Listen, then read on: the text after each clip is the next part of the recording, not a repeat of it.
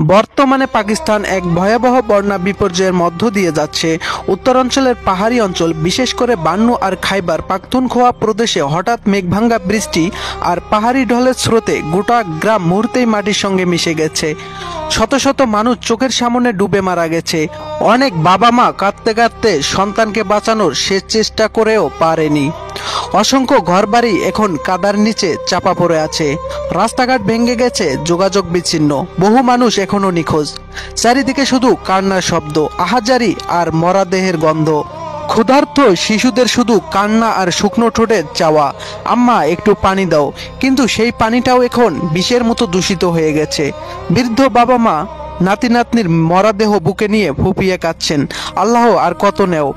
কেউ সারা রাত ধরে নিজের স্বামী বা স্ত্রীর মরাদেহ খুঁজে ফিরছে। কোথাও একসঙ্গে গণকবর দেয়া হচ্ছে। সহায়তা পৌঁছানোর আগেই নতুন বৃষ্টি আর ঢল সবকিছু ভাসিয়ে নিয়ে যাচ্ছে। কাদার মধ্যেই মানুষ কুরে কুরে দুমুঠো খাবার খুঁজছে।